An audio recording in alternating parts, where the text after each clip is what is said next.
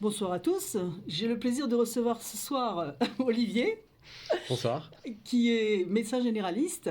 Et on va découvrir, alors ça c'est vraiment un podcast extrêmement important parce que je crois que s'il y a bien un métier qui est en pleine pénurie aujourd'hui, c'est le métier de médecin, spécialiste ou généraliste. Et généraliste, c'est un peu beaucoup la porte d'entrée quand même. Donc euh, on a des bons diagnostiqueurs, des bons dispatchers qui envoient ensuite chez les généralistes, les spécialistes. Donc tout le monde en a besoin et on est en très franche pénurie.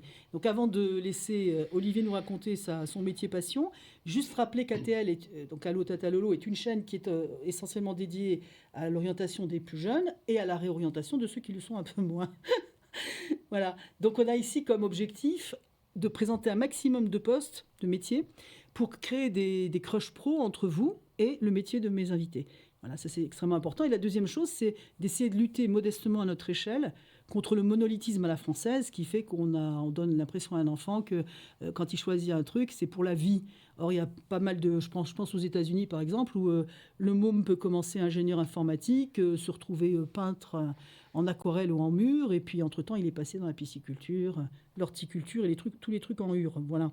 Donc, chez nous, c'est pas tout à fait comme ça. Alors, aujourd'hui, Olivier va nous parler de son métier, et j'espère que vous allez être nombreux à être perturbés par ce qu'il va vous raconter, surtout ceux qui se cherchent.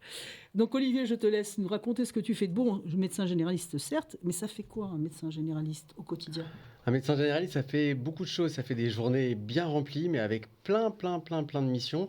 Alors, je suis pas complètement d'accord avec Laurence Dis-moi. sur orienter un peu tout le monde. Effectivement, on oriente un peu les gens chez les spécialistes, mais on est quand même le médecin de famille et le médecin de premier recours. Absolument. On est le premier recours. Quand on a un souci, c'est rare qu'on aille voir directement son spécialiste, on va voir le généraliste. Donc, voilà ce que ça fait Ouais, un c'est une porte généraliste. d'entrée, j'ai dit une C'est porte c'est la d'entrée. porte d'entrée, c'est ça, c'est la T'as porte pas d'entrée. entendu, t'as entendu la mauvaise partie. Hein. Effectivement, c'est vrai que maintenant que tu me le dis, j'entends la J'ai porte dit la d'entrée. porte d'entrée pour les C'est la spécialistes. porte d'entrée, mais c'est donc effectivement la porte d'entrée, c'est le premier recours. C'est vrai. Un parcours médical quand on a besoin de consulter ou pas d'ailleurs, mais c'est le premier recours et c'est le docteur de toute la famille. Voilà. Donc, c'est parce que toi, tu le vois comme ça, effectivement, c'est le docteur de toute la famille. C'est une belle définition, je trouve. Alors je le vois comme ça, mais bon, c'est dur de dire je vais voir que les enfants ou je vais voir que. Alors il y en a qui font ça, hein, qui Ouais. se enfin, c'est pas se surspécialiser, mais on prend voilà une sous-famille de patients dans tout le panel Ouais, de ouais, patients ouais, il y qu'on en a doit qui le avoir. font. Ouais. Donc il y en a qui se spécialisent que en pédiatrie ou que en gynéco ou que en personnes âgées, en gériatrie. Bon, et après, je trouve que ce qui est riche, c'est de pouvoir avoir un éventail de patients de 0 à Bien 100 ans sûr, et plus, quoi. bien sûr, c'est vrai que c'est bien vu. Et donc, du coup, ton quotidien, c'est quoi? Alors, explique à nos jeunes amis le quotidien d'un médecin généraliste qui bouge. Parce que toi, je sais que tu fais du Alors, domicile et du voilà. pas Alors, et de la le consultation. quotidien, ça va être dur de leur donner une journée bien bornée. Ouais, non, Mais c'est c'est pas toujours un borné. petit peu. Bah non, c'est toujours. Ah ouais. Il y a ce qui est prévu quand on commence, et puis il y a tout l'imprévu qui nous tombe dessus. Parce que c'est aussi ça, le métier de médecin, c'est d'avoir plein d'imprévus et de pouvoir gérer les imprévus. Moi, ma journée, comment elle se déroule? Mais c'est ma journée à moi, c'est pas celle de tous les généralistes. Mhm. C'est celle que j'ai décidé de pratiquer et de faire. C'est le matin, bon, je parle pas de la vie comme tout le monde, hein, s'occuper de ses Mhm. enfants, déposer les enfants à l'école, mais d'aller voir des gens à domicile, surtout les patients qui peuvent pas se déplacer. D'aller voir tous ces gens-là à leur domicile, c'est hyper enrichissant d'aller à domicile. On apprend beaucoup de choses quand on va chez les gens, on voit comment ils vivent, on voit avec Bien sûr, qui ils vivent, c'est génial. et on rentre un peu dans leur intimité. Et ça, on l'a pas quand on est au cabinet, parce que c'est eux qui viennent dans notre bureau, ils viennent nous raconter ce qu'ils ont envie de nous raconter. Mais nous, quand on va chez eux, on peut voir tout ce qu'il y a chez eux et on apprend plein de choses. Ah, Donc c'est hyper enrichissant. Donc voilà, ma journée, elle commence par des domiciles pendant 2 bonnes heures, les 2 premières heures de la journée. C'est comme ça que ça commence. Puis après, c'est le cabinet. Le cabinet avec tous les rendez-vous qu'on enchaîne. Maintenant, en post-Covid, ça fait déjà quelques années, mais on a des rendez-vous vidéo, chose qu'on faisait pas avant. tout à fait, la Donc maintenant, téléconsultation, voilà, on la connaît. téléconsultation, la consultation Yes. vidéo. Hein. Donc ça peut être... moi, je commence avec un peu de consultation vidéo. Ça va me permettre de me poser un petit peu quand j'arrive après le rush du domicile, de prendre le café tranquillement et d'avoir quelques créneaux de Ouais, mais rendez-vous c'est vidéo. intelligent, bah ça. Et puis après, on enchaîne, voilà, j'enchaîne mes rendez-vous. J'ai la chance d'être dans un cabinet de groupe. Et je suis avec des kinés, donc ça permet d'avoir aussi un temps de pause avec un temps d'échange. Et puis les journées après, bah voilà, on essaye de. Alors c'est dur hein, d'avoir la journée type, mais il y a des grosses journées, généralement le début de semaine. Lundi, c'est post-week-end, c'est chargé. Le vendredi, avant le week-end, c'est un peu chargé. Bon, je pense qu'il faut gérer les bobos du week-end et anticiper le stress après-week-end. Mais voilà, en gros, comment mes journées, elles se passent. Je vais à domicile voir des gens, des personnes âgées dans des résidences pour personnes seniors, dans des EHPAD, des patients qui sont valides mais qui ne peuvent pas se déplacer pour la pathologie qu'ils ont, pour laquelle ils m'appellent. Et voilà, et donc du coup, bah, c'est assez varié.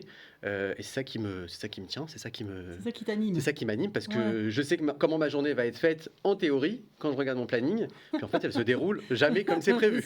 Donc c'est ça qui m'anime. J'ai besoin d'avoir un truc qui change un peu tous les jours. On fait pas ce métier-là en allant chez les gens si on a peur de ce qui est pas routine. Enfin, si on aime la routine, c'est complètement incompatible. Il y en a qui font ça, il y en a qui.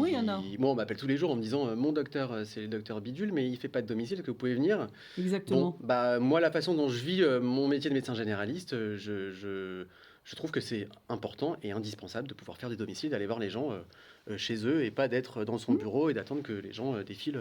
C'est très important ce que tu dis, parce qu'effectivement, quand tu disais ce que tu as décrit sur les gens, en fait, tu comprends mieux leur vie en général. Tu rentres chez eux, quoi. Tu comprends leur vie de façon plus globale. Tu vois le décor, la famille, tu parlais des conjoints, les proches. Exactement. Donc tu rentres dans leur vie, là, vraiment. C'est quelque chose de très intime quand même. On rentre dans leur vie et ce qu'on apprend aux étudiants en médecine quand on est étudiant, c'est que la première des choses, le docteur, c'est pas que avoir un stéthoscope et prendre l'attention, c'est l'observation. Donc c'est regarder le patient dans son entourage. Et je vais donner un exemple tout bête, mais quand on va chez quelqu'un, une personne âgée, et qu'on voit qu'il y a des tapis partout par terre, bah on les fait enlever parce qu'on sait que ça les fait tomber. Donc observer comment est leur intérieur, tout ce que eux vont pas nous dire, voir certaines difficultés qu'ils peuvent avoir sur l'entretien, les courses, voir plein de choses. Bon, on prend l'exemple de la personne âgée parce que c'est vraiment celle qui a besoin le plus d'avoir de la visite à domicile. Mais voilà, d'observer, de voir le patient, comment lui il est dans son milieu habituel. C'est hyper enrichissant pour sa prise en charge. Bien sûr. Et quand je t'écoute ta version de ta façon de faire Toubib, si je puis dire, je me pose la question de comment ça t'est venu, cette envie, très logiquement. Je veux dire, comment parce que quand on t'écoute, on dirait que c'est extrêmement naturel et que ça s'est fait très naturellement. En fait, c'est vrai. Ça s'est fait naturellement. Ouais. Ça s'est officialisé, on va dire, fin de troisième, je crois. On avait des rendez-vous au centre d'information et d'orientation. Tout à fait, ça s'appelait des CIO. Le CIO, ouais. C'était des CIO. Alors moi, je suis l'aîné. Donc j'étais un peu le plus rebelle des trois. Donc j'avais une mère qui était derrière moi et qui me faisait bosser. Ah, les mères. Voilà. Et en fait, quand on est allé à ce fameux CIO pour voir ce conseiller d'orientation et qu'on a fait un petit questionnaire et qui m'a dit « Qu'est-ce que tu veux faire ?» Et j'ai dit « Je veux faire médecine ». J'ai vu ma mère se décomposer. Pourquoi en général, parce que ça, médecin, se décomposer parce qu'elle m'a dit mais c'est tellement dur, mais comment tu vas faire ?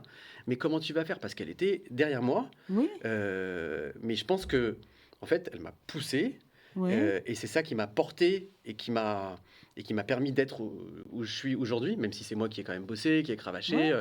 Mais tout ça m'est venu un peu naturellement parce que je pense que on peut dire que c'est une vocation. Même si je pense que les vocations, elles sont pas innées et qu'on a des choses dans la vie qui font que ça influence un petit peu. Mais bien sûr, une vocation, c'est ça, c'est une accumulation de plusieurs choses. Et moi, je me rappelle, alors on n'a pas de souvenir quand on est tout petit, mais j'avais un grand-père qui était très malade, à l'époque du diabète, qui n'était pas bien soigné, avec plein de bobos au niveau des jambes. Et donc, on lui faisait rapporter de pays étrangers plein de nouvelles technologies, des lampes antidouleurs, des trucs. Et donc, moi, j'avais... quand il fallait prendre cette petite lampe qu'on lui avait ramenée de l'étranger, qu'il fallait mettre sur ses pieds pour pas qu'il ait mal, ça alimentait quelque chose en moi en fait. Tu sais pas identifier quoi là ? Je sais pas. C'était élevé, c'est quoi ? C'est de l'émotion ? Peut-être de l'empathie, d'interagir avec des gens qui avaient besoin de soins, certes, mais d'attention, de soutien. Des gens que tu aimais, là, tu parles de ton exactement. Donc, et je pense que c'est ça qui m'a... la souffrance de quelqu'un que tu aimes, là. Exactement. Donc, et je pense que c'est ça qui m'a un peu porté parce que, en fait, j'avais pas d'autres idées de métier. Pour moi, c'était ça et rien d'autre.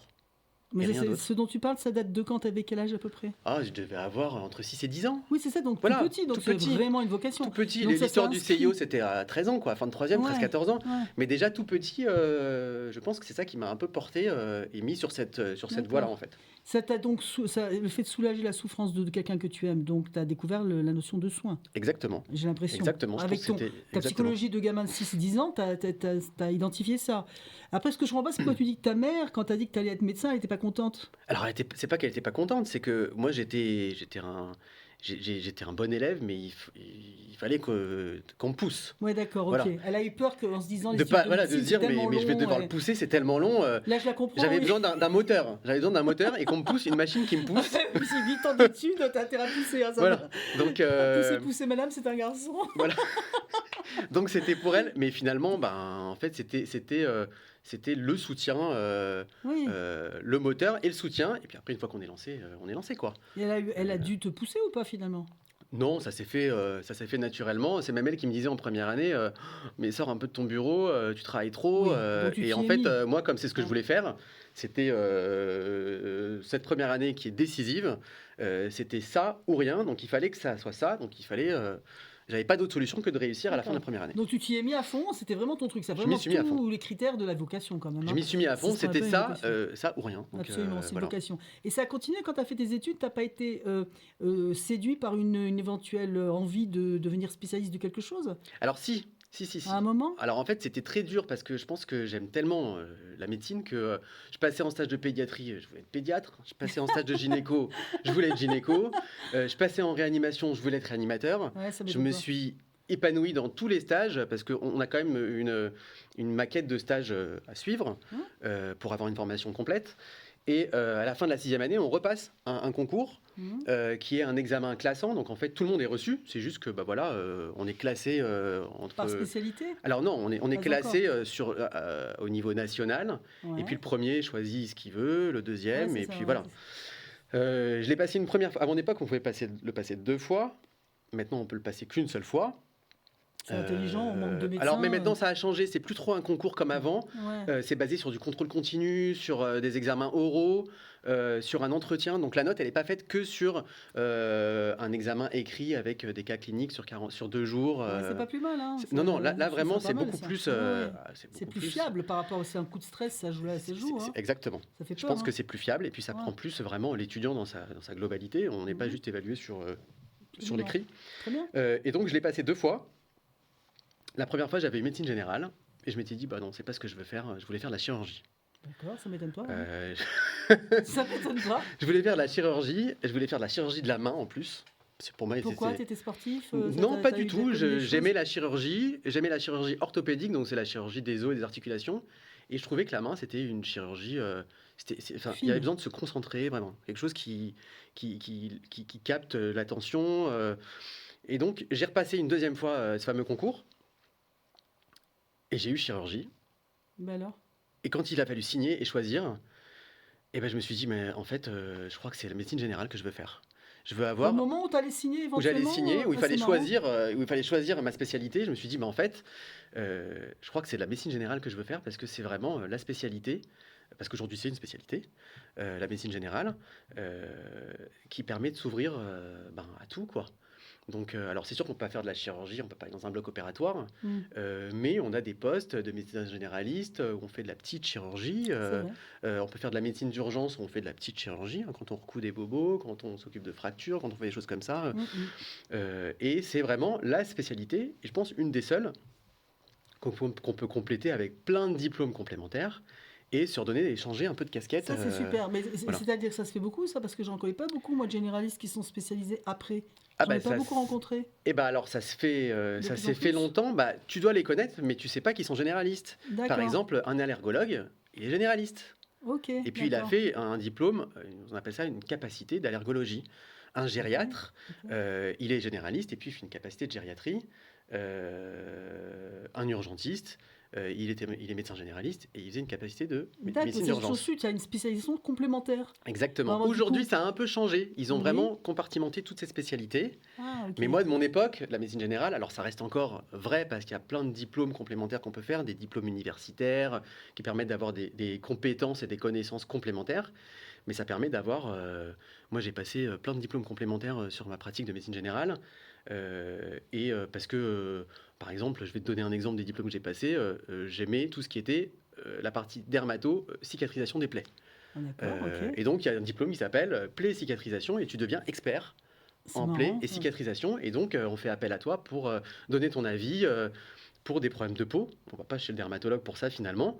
Mais quand il y a des plaies chroniques chez les personnes âgées ou des plaies qui cicatrisent pas chez les plus jeunes, eh ben, tu es compétent pour donner ton avis dans ce domaine-là. Et ça, c'est une formation de combien de temps, du coup, quand tu Un an, un prolonges? diplôme Une année. universitaire, Ok, un an. ok. Et alors, les diplômes universitaires donnent pas un titre de spécialité, Oui, mais ça c'est donne ça, des c'est pas pareil à compétences ce niveau-là, d'accord. supplémentaires qui te permettent de pouvoir pratiquer dans ce domaine-là. Et ça, Voilà. ça date de quand, ça, cette possibilité de faire un module aussi Oh, court c'est toujours, ça fait ça a toujours longtemps que ça existé, mais existe. pourquoi il y en a pas beaucoup, en fait? Moi, je te dis, tu me dis que je sais pas qu'ils étaient généralistes avant, mais en fait, ils se présentent plus comme des spécialistes en Bah général. parce qu'en fait, ils pratiquent plus de médecine générale du tout. Ouais, c'est Quand on fou. va voir un Ouais. allergologue, ben, il va pas s'occuper de te soigner ta tension ou ton diabète. Bien sûr, Donc voilà, mais effectivement, c'est vrai. c'est plein de généralistes qui ont fait des formations, ça s'appelle des capacités, Les capacités, ok. et C'est ça peut se important faire de en savoir. 1 an ou en 2 ans. Et là, par contre, ça donne un titre qualifiant comme une Très spécialité. intéressant ça, Voilà. il faut bien l'écouter parce que oui, moi je suis dans ce métier-là depuis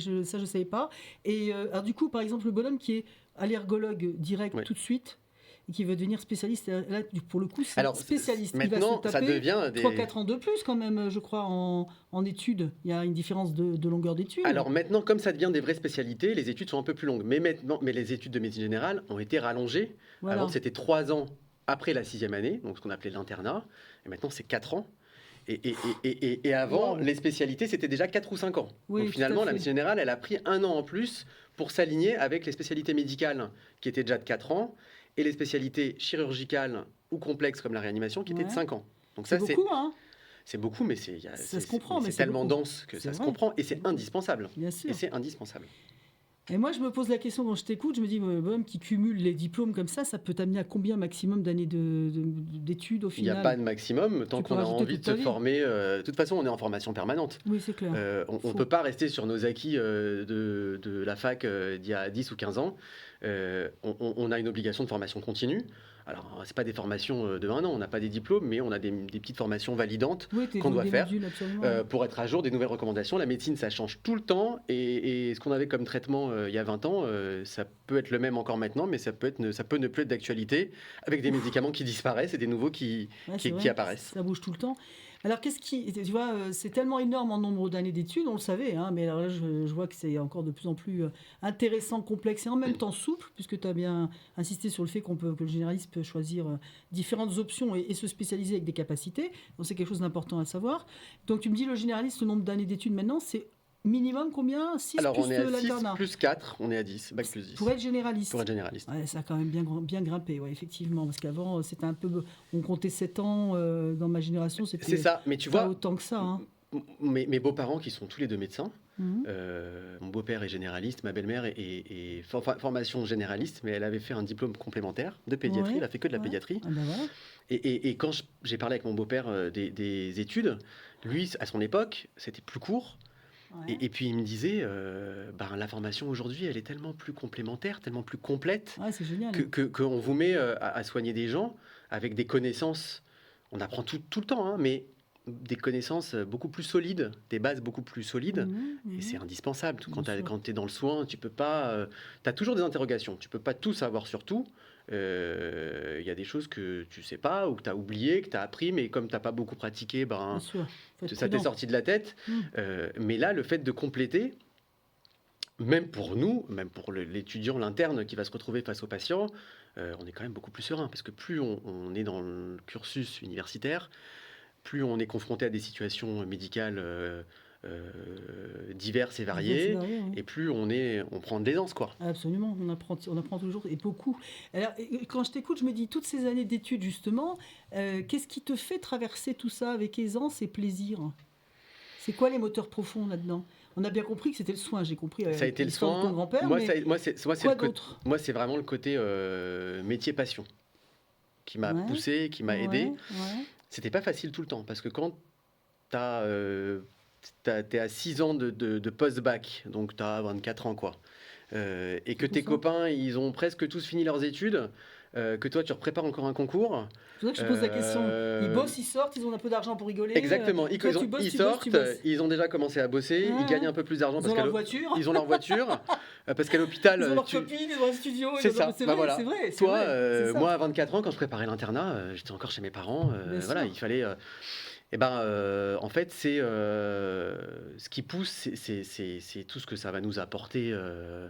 Enfin, moi, en tout cas, ce qui m'a poussé, Mhm. c'était cette satisfaction personnelle du soin, en fait. Et Mhm. cet échange avec les patients, parce qu'on leur apporte beaucoup, mais ils nous apportent énormément aussi.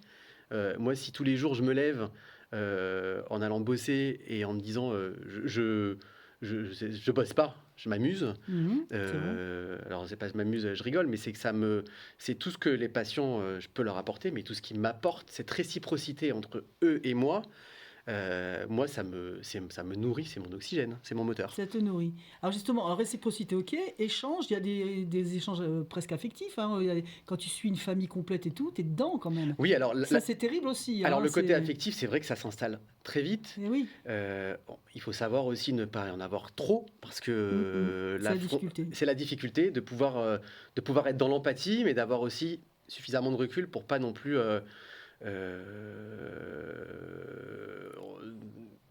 on rentre à la maison, on rentre pas avec les... Enfin, comme dans tous les métiers. Hein. C'est difficile. Tout Quand le on rentre à métier la de maison, l'humain. on rentre pas avec les problèmes parce qu'il y a la vie perso, il y a tout. Mais c'est vrai que parfois, ben, on est un peu affecté par certaines situations. Il y a des situations plus ou moins dures. Bon, bah, il faut aussi se blinder, quoi. Hein. Bien sûr. Et on peut avoir de l'empathie, mais il faut savoir prendre du recul. Ça n'empêche qu'on peut prendre du recul et avoir quand même beaucoup d'empathie pour ses patients. Alors, justement, quand tu dis ça te nourrit, qu'est-ce qu'il t'apporte? Creuse un peu plus encore. C'est tellement important ce sujet. Quand tu dis t'apporte, ça c'est indéniable, c'est l'humain. Dès que tu touches à l'humain, Ah oui. on s'apporte, surtout dans la relation. Et si elle est bilatérale comme tu le dis, parce qu'il y en a qui ne le vivent pas comme ça, je te confirme, c'est 40 ans que je bosse dans le médical, c'est pas le cas de tout le monde, mais si pour toi c'est bilatéral, j'en doute pas une seconde, qu'est-ce qu'il t'apporte? Essaie de creuser un peu ce que ça t'apporte justement cette relation. Ça m'apporte, alors déjà, ça m'apporte un bien-être. Moi, comme je l'ai dit, hein, c'est mon oxygène, mais c'est mon bien-être aussi. Je pense que ce qui m'apporte, ça contribue à mon équilibre, À ton équilibre à toi. à mon équilibre. Et ça, est-ce que ça se connecte direct avec cette histoire de soins qui remonte à ton enfance? Parce que si ça te nourrit autant, c'est que ça touche très fort. Alors, cette histoire de Profondément. soins qui remonte à mon enfance, je pense qu'elle m'a mis sur la voie. Oui. Et une fois que j'ai été mis sur cette voie et que j'ai découvert plein d'autres choses, Ouais. c'est plus trop cet équilibre qui est derrière. D'accord. Ça a été le moteur, mais moi, c'est plutôt c'est le sourire d'un patient, c'est une poignée de main chaleureuse, c'est un patient voilà, à qui je vais avoir un petit geste amical, réconfortant sur l'épaule parce que il vient d'y avoir une situation compliquée. Et puis moi, tout ça, ça m'a aidé aussi à m'affirmer. Moi, quand j'étais gosse, j'étais hyper timide. D'accord. Moi, aller acheter du pain ou parler à un étranger, c'était une épreuve. Ouais. Alors, la première fois qu'on m'a lâché dans la chambre d'un patient, où on m'a dit vas-y, va l'examiner. Alors, tu es en 3e année, tu te retrouves avec quelqu'un, tu connais rien à la médecine. Très dur. C'est pas facile en relation. Voilà. Donc, et puis, en fait, les patients, ils sont, pour la majorité, hyper à l'aise avec le corps médical. On est quand même, je pense, en grande majorité apprécié et aimé des gens. Bien sûr. Et que même si on n'est pas à l'aise, mais qu'on est honnête avec eux, en leur disant je sais pas, je suis étudiant, se présenter, je suis étudiant. Ils t'aident, ils sont en demande. Mais ils sont en demande, ils sont Bien sûr. contents qu'on soit plusieurs à s'occuper d'eux. Bien sûr. Il y a toujours des gens qui vont un peu râler parce que voilà, ils voient 3-4 docteurs dans la journée, mais la majorité des gens, ils sont quand même très contents.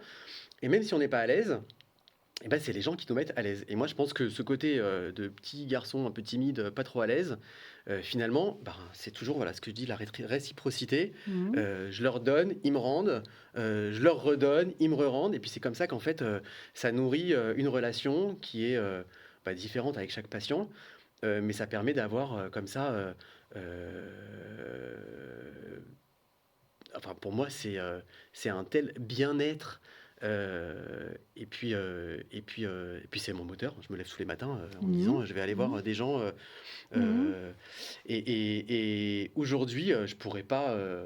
Je parlais tout à l'heure des consultations vidéo, moi, voir les gens derrière un écran.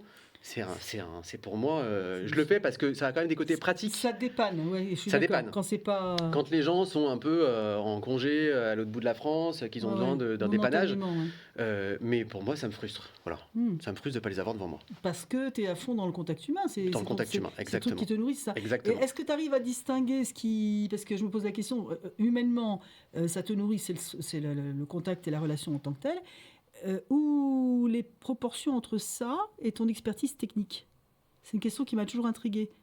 Les toubibs, quand ils vont, qu'est-ce qui finalement fait ton, parce que tu es passé de la timidité à la pas timide. Je te vois pas du tout timide Oui, bien aujourd'hui. sûr. Donc cette assurance que tu as pris à la quarantaine un tout petit peu passée, eh bien, ça vient de quelque chose qui t'a nourri, qui t'a assuré. Et donc c'est l'expertise de ce que tu as vécu qui te fait que maintenant tu as plus de confiance en toi. Alors, je pense que Tu vois? exactement, c'est l'expertise. Moi, avant de commencer, de m'installer en médecine générale, j'ai travaillé à l'hôpital, je travaillais dans un service d'urgence. C'est bien ça, c'est une très bonne école. Et donc, c'est une très bonne école. Ah Et c'est ouais, une très bonne école, bien comme sûr. tu viens de me poser la question, à tous les points de vue. Mm. Parce qu'il n'y a pas de place pour la timidité, la perte de temps. Il faut être efficace, Complètement. il faut être carré. Donc effectivement, ça a été pour moi une très bonne école. Sauf qu'au bout de 7 ans, j'étais arrivé un petit peu au bout de ce que je pouvais voir. Et j'avais besoin d'avoir une relation plus sur du long terme avec les patients. Aux Mm. urgences, c'est du one shot. On en voit certains qui reviennent de temps en temps, mais c'est pas la Mhm. même relation. Ouais, c'est pas souhaitable. Et j'avais besoin d'avoir C'est pas souhaitable. et j'avais besoin d'avoir un truc qui s'inscrive un peu plus sur du long terme, une relation plus entière. Ben, une vraie Et relation, parce qu'apparemment voilà, tu cherches des vraies relations, parce que exactement. tu te vis et tu te veux médecin de famille. Donc Exactement. effectivement, le one shot, c'est bien. Par contre, les urgences, moi j'adore. Quand je choisis un généraliste, c'est toujours quelqu'un qui est pour moi qui est passé par les urgences. Bah, ça nous donne Je trouve ça génial. un peu plus de sécurité sur notre pratique. Ouais. Moi, aujourd'hui, je peux dire que j'ai pas peur. Quand le patient vient, je sais pas pourquoi. Bon, sauf quand c'est des gens que je connais et je sais qu'ils viennent pour des renouvellements. Mais quand j'ai des nouveaux patients, il peut venir pour n'importe quel motif. J'ai pas peur. Voilà, Voilà. Enfin, je sais que je vais gérer. Voilà. le spectre Le d'intervention que spectre, tu as, il est exactement. tellement incroyable qui fait que, en général, les bons généralistes qui sont passés par les urgences sont des gens qui sont très bons en diagnostic. C'est logique.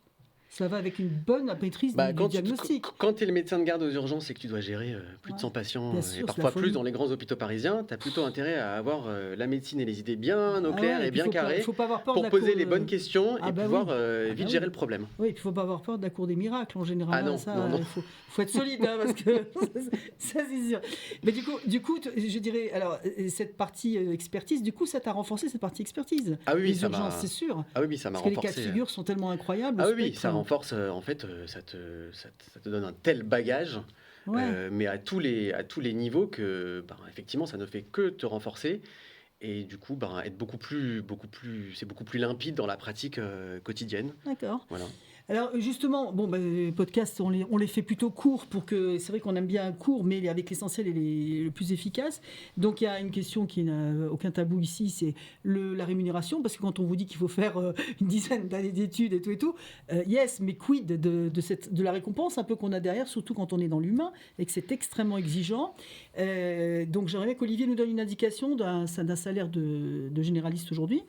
Au début de carrière et puis au bout de 5 à 10 ans, qu'est-ce que ça donne à peu près? Alors, je dirais finalement peut-être pas trop de différence entre le début de carrière et 5 à 10 ans, D'accord. sauf quand tu es médecin hospitalier, parce que médecin hospitalier, tu as des grilles de salaire entre le début de carrière et la fin de carrière. On va parler du médecin de famille, puisque c'est le généraliste qu'on connaît tous. La moyenne, en gros, en France, en salaire, on va dire que ça va être 70 000 euros par an. ce qui fait à la Tu louche. parles en brut là, parce qu'en France on parle en brut, ou tu parles en net? On va parler en net. En net Alors en net, 70. alors il y a le net, nous on a le net après impôts professionnels, Ouais, c'est ça. URSSAF, Ouais, tout ça, ouais, puis ouais, après il y a c'est encore ça. les impôts, on va dire avant les impôts sur le revenu. Voilà. Avant les impôts sur le Avant les revenu, impôts sur le revenu. 70. Voilà. Ok, donc C'est une moyenne, donc il y a bien sûr Ouais. plus, et il y a aussi moins. Bon, tout dépend bien sûr, dans ce genre de métier, du jour de travail, nombre d'heures travaillées par semaine. Bien Quoi. sûr, puisqu'on veut gagner à la fin du mois et comment on veut Exactement. s'investir. Tu m'as parlé avant le podcast aussi de la partie féminisation du job. A priori, les femmes cherchent quelque chose d'un peu plus composé, avec un peu plus de présence avec les enfants. Elles travaillent peut-être un petit peu moins aussi pour Alors oui, c'est récupérer clair les que ça gosses. s'est beaucoup Ça joue, féminisé. ça. Ah oui, ça joue, ça s'est beaucoup féminisé. Nous, on l'a vu à la fac, il y avait beaucoup plus de... D'ailleurs, la proportion filles, garçons, il y avait quand même plus de femmes Ah que oui. d'hommes Ah oui, ça à s'est la inversé fac. alors, effectivement. Et puis, oui, c'est vrai que les horaires, les journées peut-être un peu moins rallongent, pour s'occuper des enfants. Alors moi, je dis ça, mais le jeudi, je travaille pas, je m'occupe de mes enfants. Oui, non, on m'a pas dit que c'était que les femmes. Mais on peut aussi, voilà, on a, en fonction de comment on veut construire sa semaine, si on veut travailler le samedi, pas travailler le samedi, grouper une grosse semaine sur 3 jours, ou faire plutôt des petites journées, c'est la possibilité dans ce métier, dans toutes les spécialités médicales et tous les métiers libéraux, où on peut construire sa semaine comme on a envie de le faire. Ça c'est génial, ça c'est voilà. bien organisé, ça c'est bien assoupli quand même. Hein. Ça c'est quand même bien assoupli. Franchement, je trouve ça génial, c'est un élément extrêmement important pour ceux qui s'intéressent à ce métier éventuellement. Parce que quand on écoute Olivier, ça permet beaucoup d'aménagement de la vie privée et professionnelle. Exactement. Donc ça c'est super important. Avant qu'on se quitte, je voudrais que tu nous dises spontanément les 2-3 mots qui mènent ta vie, qui peut être privée ou professionnelle, on s'en fout, mais tes valeurs dans la vie, tes mots, tes verbes dans ta vie, tu vois, le truc qui te fait avancer. Ce serait quoi? Qu'est-ce qui me fait avancer? Ouais. Tes verbes fétiches. L'écoute. Donc écouter l'autre. Écouter l'autre. Accompagner, l'accompagnement. On est là pour accompagner les gens dans toutes leurs démarches et leur prise en charge. Je rajouterai un truc, puisqu'on parle à des jeunes qui vont être bientôt en formation. Oui, tout à fait. Je rajouterai la transmission.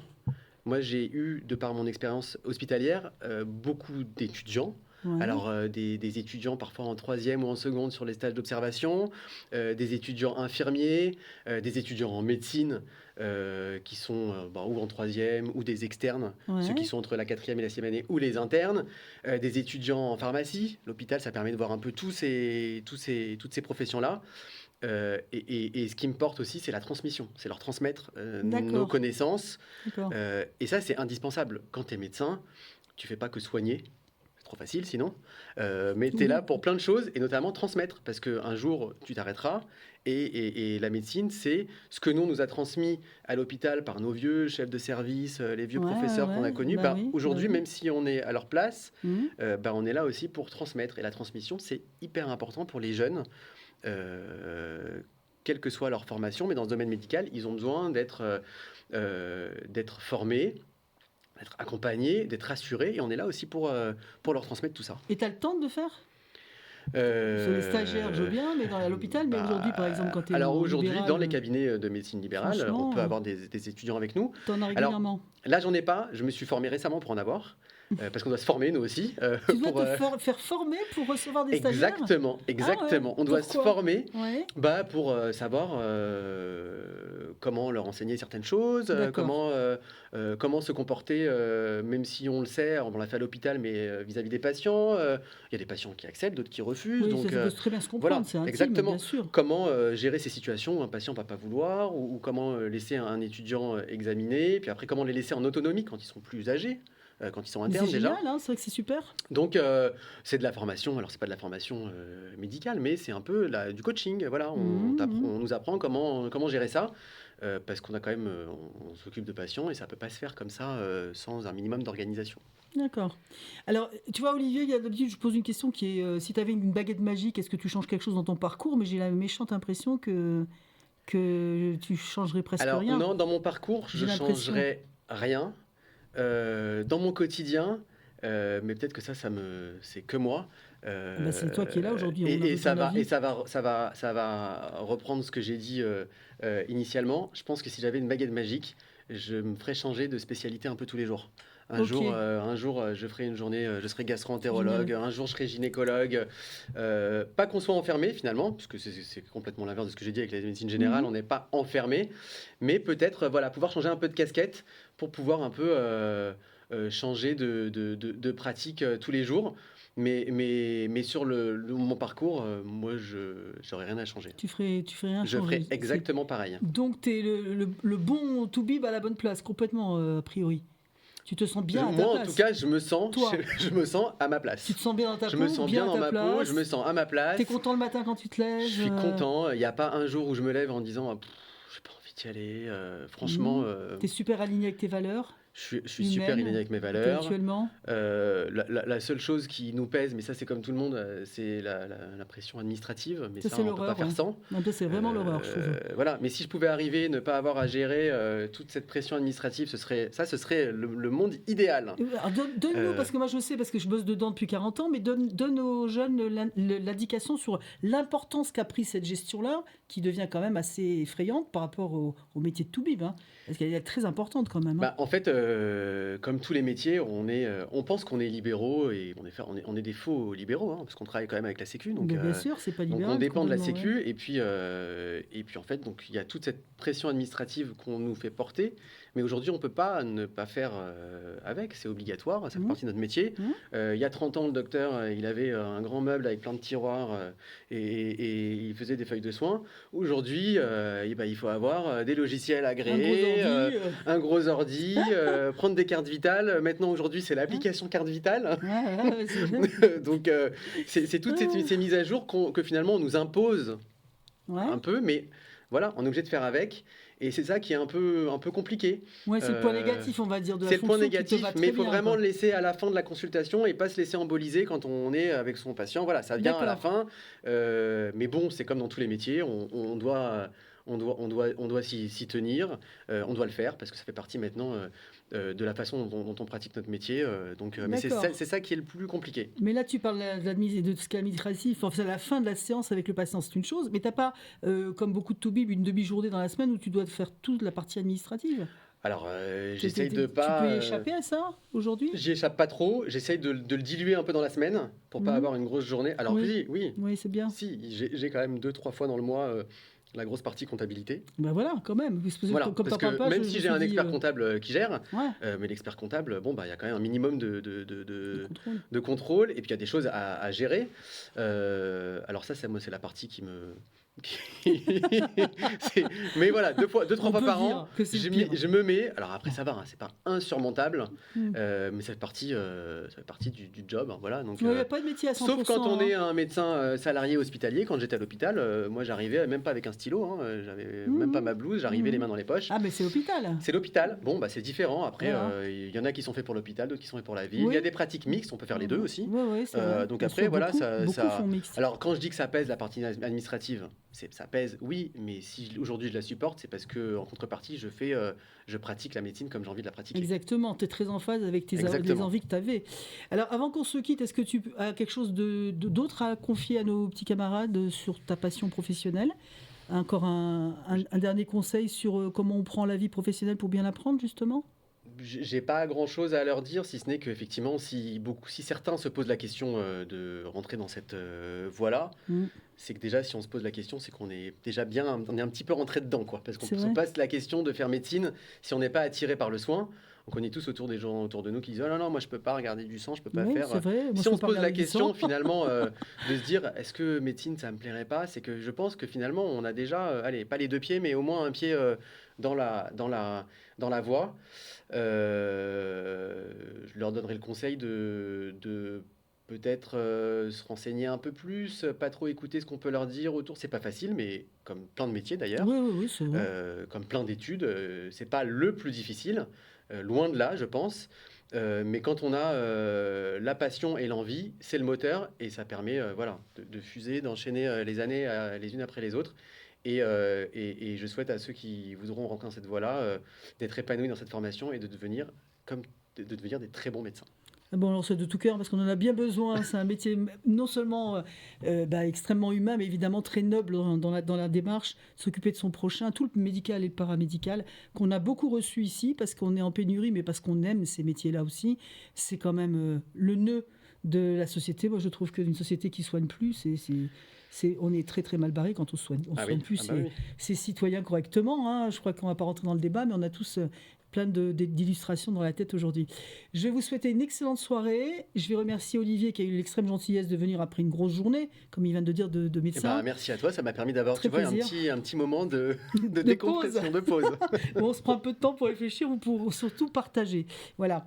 On vous souhaite d'excellentes fêtes de fin d'année et on vous dit rendez-vous sur un prochain podcast. Hein. En médical, nous avons eu les radiologues, on a eu beaucoup d'infirmières. Voilà, vous avez pas mal de podcasts médicaux qui ont été faits et vous verrez qu'ils partagent tous, et Olivier le confirme ce soir, le même feu pour leur travail. Franchement, c'est moi à la place où je suis, c'est un vrai plaisir. C'est la psycho qui parle. Passez une très bonne soirée. Olivier, à très bientôt et bonne continuation à tous.